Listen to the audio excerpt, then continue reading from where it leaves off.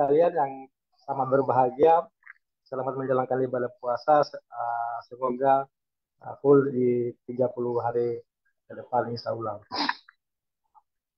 Pertama, Alhamdulillah, terima kasih kepada panitia sudah mempercayakan kepada saya untuk sedikit memberikan sharing informasi tentang penggunaan artificial intelligence di dalam memfasilitasi kita atau sebagai alat bantu di dalam menyusun karya ilmiah. Nah, ini dengan segala keterbatasan saya coba maksimalkan. Pertama adalah saya siapkan timeline-nya.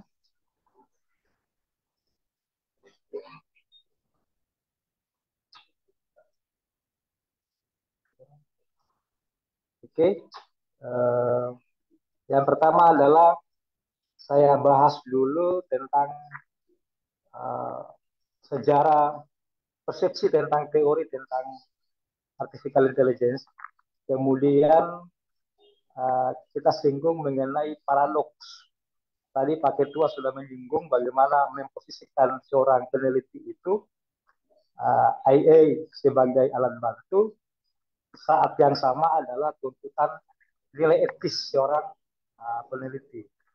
Yang terakhir nanti beberapa sharing soal bagaimana menulis naskah artikel dengan bantuan artificial intelligence. Kita langsung saja bahwa kalau bicara historis, maka dari beberapa referensi itu ada yang mengatakan puncaknya itu di tahun 1950, 46 sampai 50. Tetapi kalau kita telusuri lebih jauh lagi, kalau kita menggunakan base teori IA sebagai alat bantu, maka sebenarnya falsafah tentang alat bantu dalam kehidupan manusia itu di beberapa referensi kita sudah mulai menemukan, kalau kita runut semuanya, maka kita akan sampai pada di peradaban di tahun 1900 itu sudah ada pikiran tentang itu. Misalkan lahirlah teori tentang matematika. Matematika itu sebagai grammar tentang bagaimana cara menarasikan pendapat dalam bentuk kuantitatif di dalam simbol. Maka kecerdasan manusia itu diartikulasikan di dalam simbol. Maka lahirlah teori tentang matematika. Bagaimana misalkan jumlah itu disimbolkan. Nah, itu kan sebagai representasi dari kecerdasan manusia. Yang akhirnya maaf Pak Hasdin, boleh ditampilkan slideshow-nya Pak? Belum ya? Belum Pak. Saya belum share ya? Oh. Boleh di ini slideshow-nya Pak, jadi dia kelihatan lebih besar. Oke.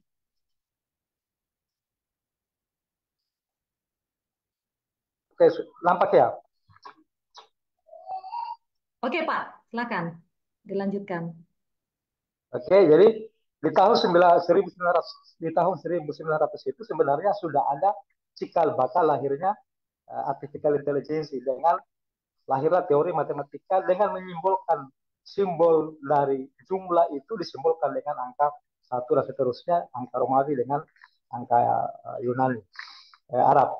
Nah, itu beberapa pelopornya adalah ada George Moore. Itu adalah yang dikenal dengan teorinya mengenai aljabar Boolean. Itu dia membuat simbol-simbolis tentang bagaimana menyederhanakan simbol-simbol percakapan dalam angka itu. Kemudian masuk ke tahun 1930, itu kemudian ada namanya tentang sudah ada sebenarnya produk mini komputer. Jadi belum menjadi komputer sempurna, tetapi sudah cikal bakal menjadi komputer. Jadi kalau sekarang ini itu disebut dengan CEPCA.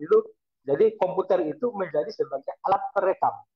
Nah, dulu ada catatan, misalkan buku sejarah dan seterusnya dalam bentuk catatan, tapi di tahun 1930 itu sudah ada pikiran mengenai bagaimana catatan itu terdokumentasikan dalam elektronik.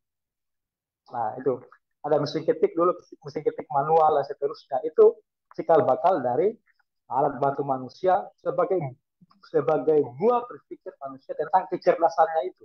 Jadi AI itu adalah sebagai buah dari kecerdasan manusia. Kemudian beberapa referensi yang paling banyak ditemukan adalah puncaknya itu di tahun 1950 itu sudah ada komputer. Nah, tapi dulu masih masih komputer yang besar dulu. Nah, komputer itu sebenarnya ceritanya digunakan di saat Perang Dunia Kedua. Jadi sebagai alat bantu untuk melacak informasi dan seterusnya. Nah, pasca Perang Dunia Kedua, maka buah dari kecerdasan manusia itu dikembangkan menjadi alat bantu sebagai statistik, sebagai alat bantu pencatatan. Jadi semua data-data dokumentasi dalam bentuk statistik itu disimpan baik komputer. Tetapi awalnya adalah uh, buah pikiran tentang kecerdasan manusia itu di dalam termotivasi oleh Perang Dunia Kedua.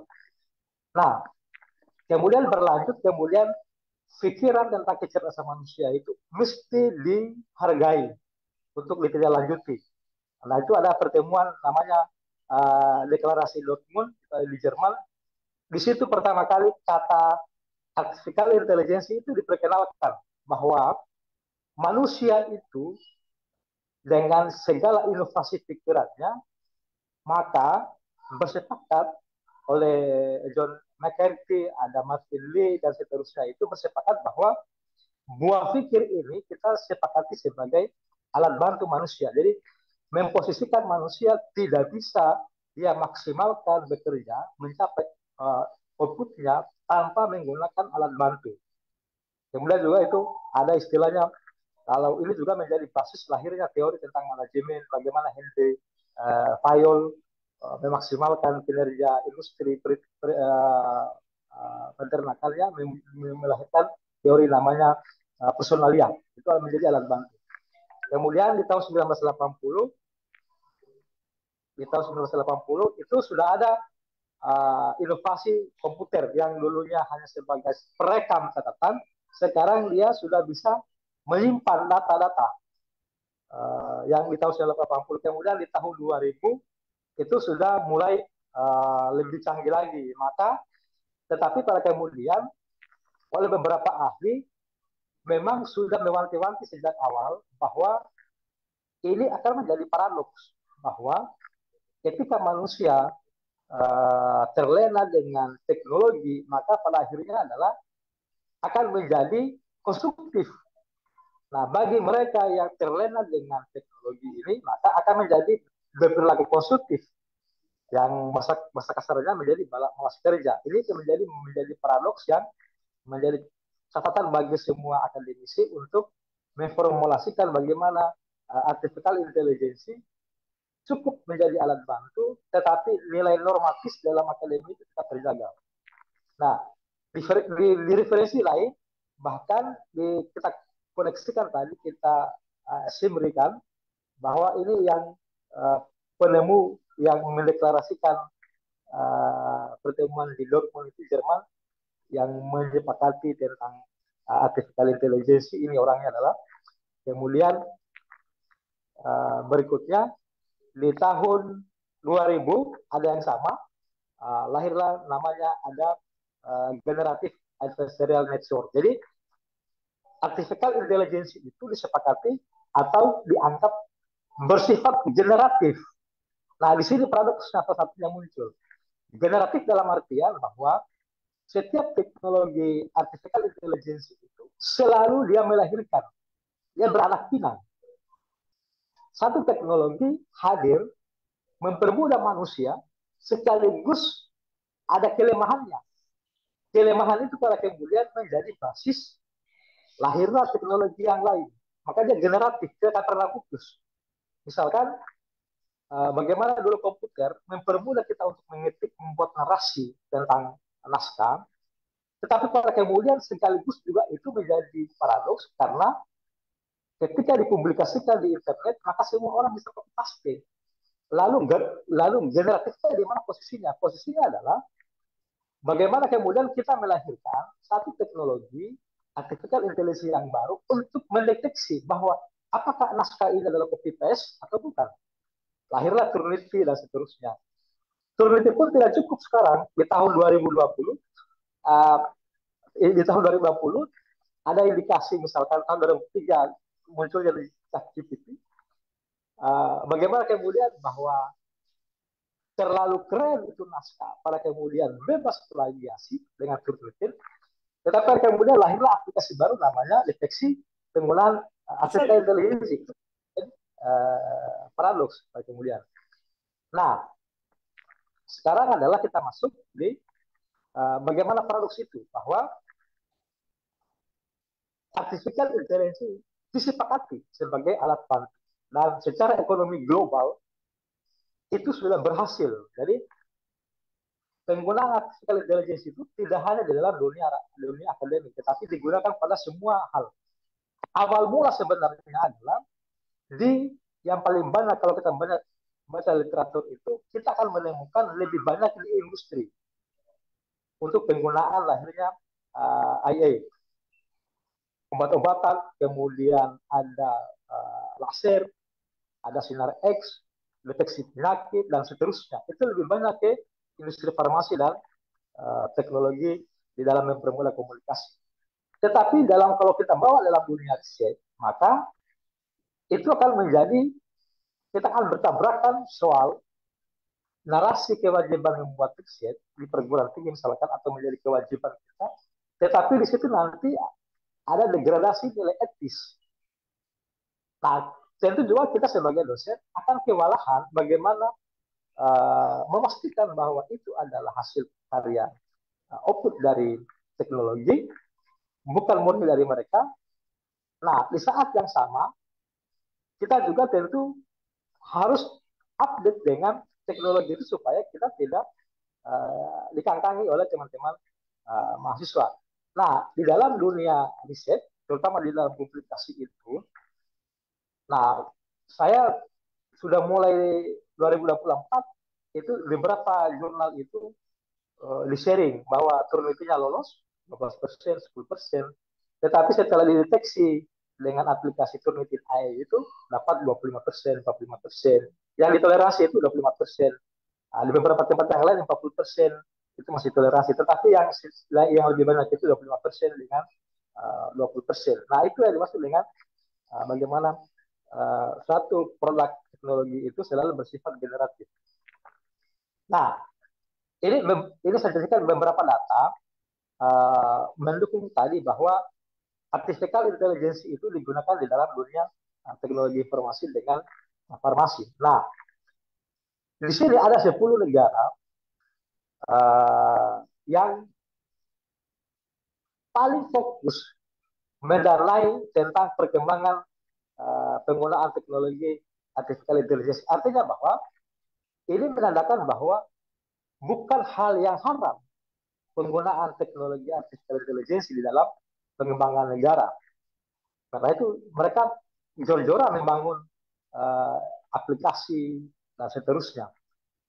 Nah, di Asia itu hanya Cina, Jepang dengan India yang memang genjot membangun soal evaluasi, kemudian inovasi, termasuk dengan menciptakan beberapa generatif baru di dalam menguasai, karena dunia sekarang sudah masuk di sini. Nah, misalkan kayak Amerika Serikat dengan Inggris, mereka menciptakan satu aplikasi.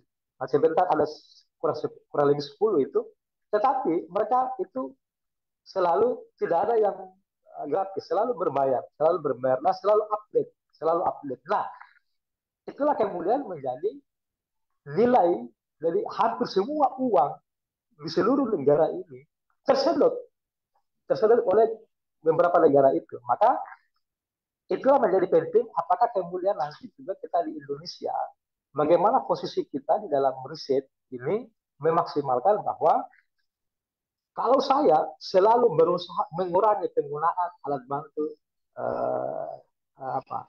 artificial intelligence, saya gunakan AI itu pada kondisi memang terdesak atau lagi buntu berpikir dan seterusnya. Tetapi dia hanya sebatas alat bantu atau kalau biasanya itu sebagai tempat saya diskusi kan.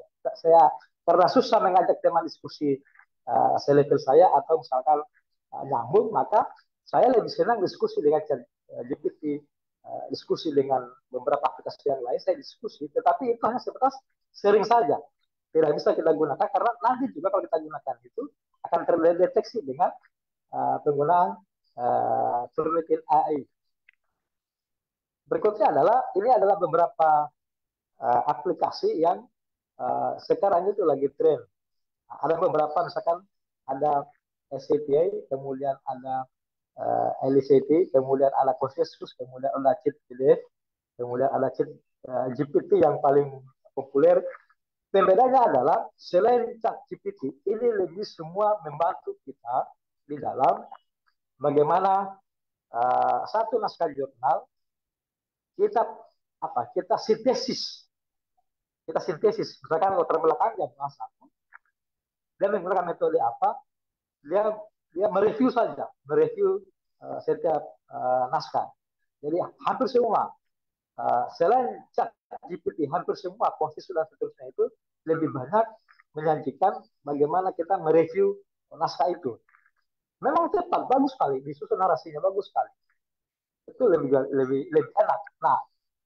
Nah ini aplikasi ini enak kita gunakan kalau kita menggunakan kalau nyusun makalah itu atau disertasi atau penelitian ada namanya metode penelitian terdahulu. Maka itu enak sekali kalau kita gunakan itu membantu untuk pasca ini. Kita bikin mapping topiknya apa, variabel yang digunakannya apa, kemudian metode apa yang digunakan, temuannya apa, saran penelitian ke depan apa, kelemahan seterusnya. Itu enak. Kita bikin mapping dengan alat bantu yang ini. Hanya saja kelemahannya adalah ini cukup besar biaya yang kita habiskan kalau untuk membeli aplikasi yang ini. Di saat yang sama, kalau kita integratifkan, misalkan kita beli konsensus, itu berbayar dan itu pakai periode waktu, misalkan 1 minggu, 1 bulan, seterusnya. Nah, ketika lagi berakhir itu kita membeli lagi. Nah, sampai kapan kita?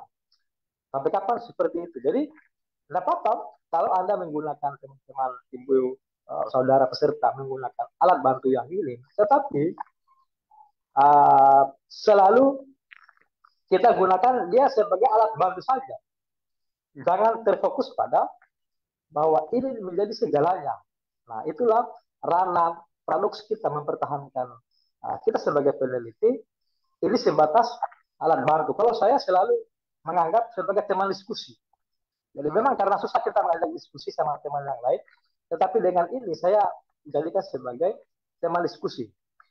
Nah, kemudian kalau kita ada juga aplikasi berbeda dengan yang di sebelah kiri ini, ada namanya Mendeley dan Zotero.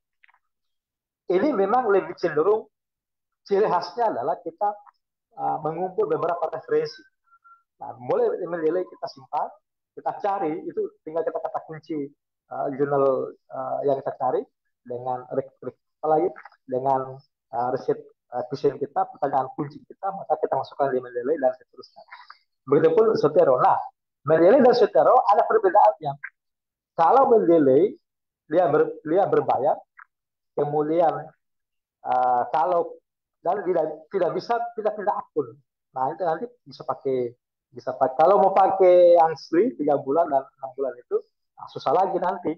Kalau satu akun itu nggak bisa lagi beli free di akun yang sama dengan PC yang sama. Apalagi sekarang Google Windows itu susah kita ganti-ganti akun, nanti terbaca. Saya lebih nyaman di Zotero. Zotero memang ada yang gratis, kemudian pakai free dan seterusnya. Tetapi kalau Zotero sekali beli, itu memang ada pemberitahuan dia, ada pemberitahuan sudah beraktif dan seterusnya. Kalau kita abaikan itu tidak masalah.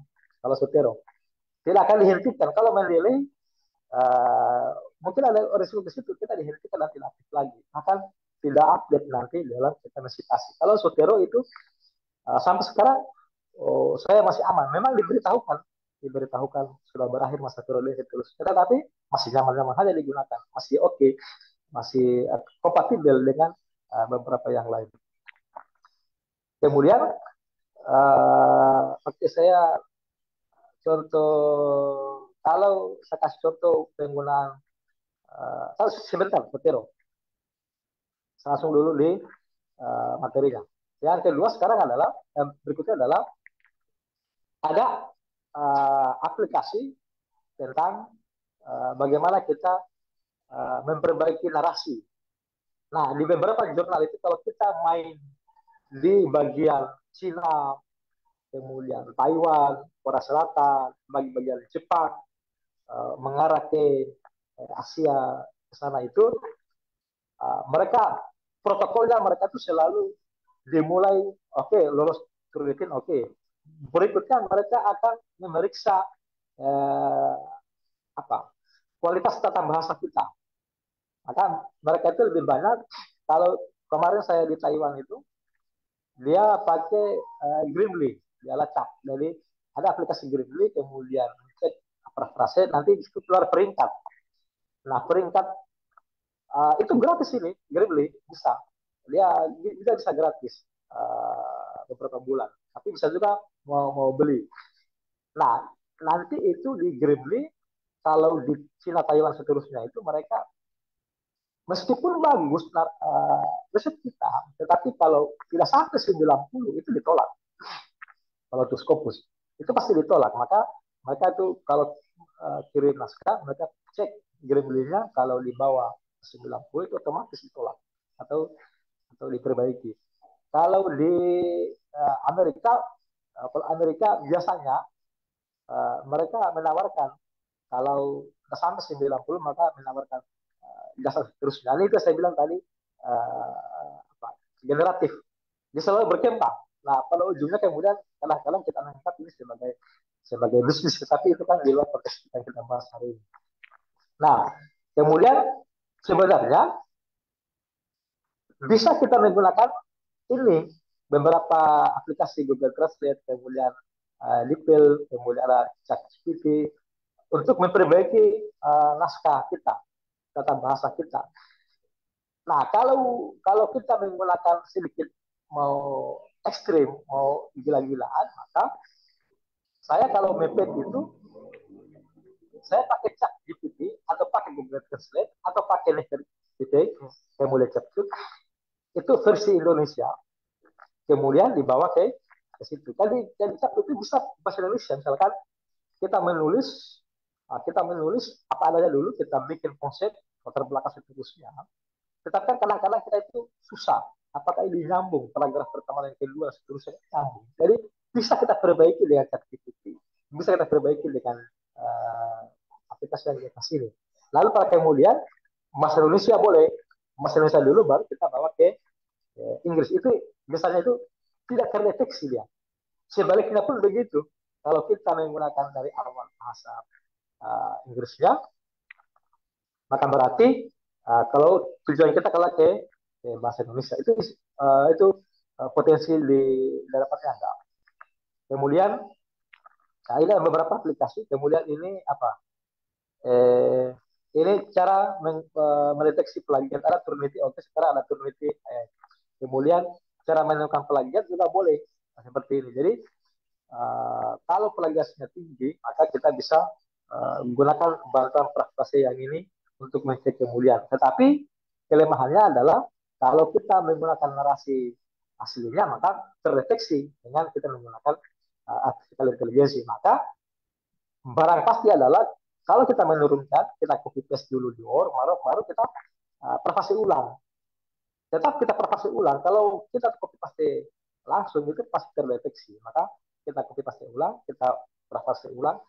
Tetap setidaknya itu terbantu bagaimana itu otak berpikir menyusun narasi kalimat paling sulit. Tetapi dengan aplikasi itu kita terbantu membuat narasi yang baik, kemudian kita parafrase ulang dan kita normalisasi kembali ke naskah asli. Nah, sebenarnya kalau mau selamat tidak tergantung dengan aplikasi artificial intelligence, maka dalam beberapa tahun ini, kalau ini saya sudah buktikan, kalau kita mau selamat, jangan tergantung dengan AI, tetap kita butuh artificial intelligence sebagai alat bantu.